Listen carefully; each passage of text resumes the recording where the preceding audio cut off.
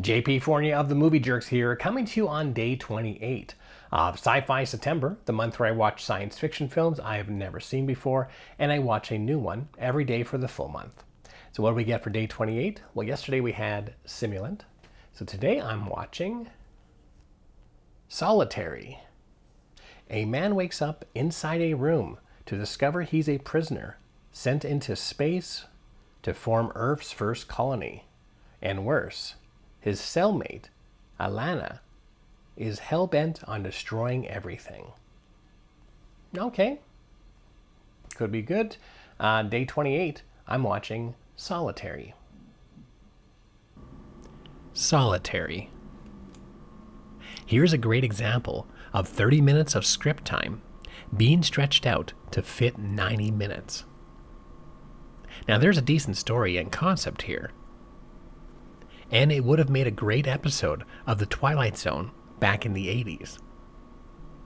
We have two prisoners on a confined spaceship heading towards a space station so they can be added to a growing colony to help support an overpopulated world. When the space station explodes, causing damage to their vehicle and propelling them away from their destination, they have to trust the voices contacting them through the ship's intercom. Incoming call from Control. Skill, Havelock, are you there? Hello. Still here. We lost you for a bit there. I have some bad news. To get them back on track and find a way of saving them from being lost forever. However, trust issues start to arise as the voices claiming to help them may know more than they are admitting to. The greatest minds in the country are working on how to get you back safe. What exactly is the problem? Why can't we just turn this thing around, pull the parachute, and you pick us up from the ocean?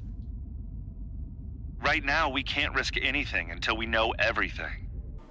And one of the prisoners on board may be more dangerous than the other can anticipate.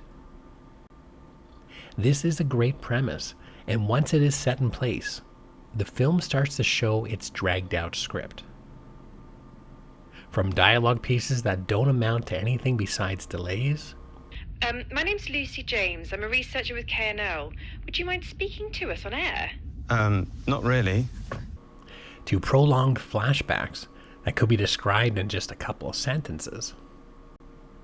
And worst of all, a dream sequence that creates an untrustworthy narrative.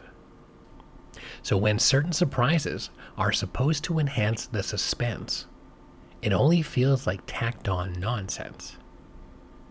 And this is very disappointing, especially when the film showed promise from the start. Through an intriguing premise and nice world building for the story to unfold in. I did like the initial story. It's just how it was presented and told lost all my curiosity, along with its credibility, causing the big reveal, which, let's be honest, is very predictable.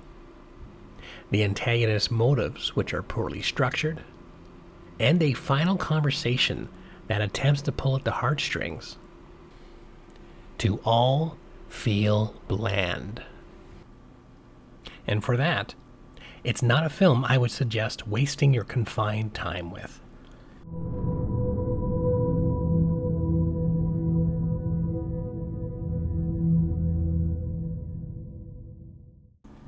And there you go, day 28 of Sci-Fi September. This time I watched Solitary. What other science fiction films would have made a good episode of Twilight Zone? Let us know in the comments section. And if you're curious of other titles I'm watching this month, be sure to hit the subscribe button for updates daily.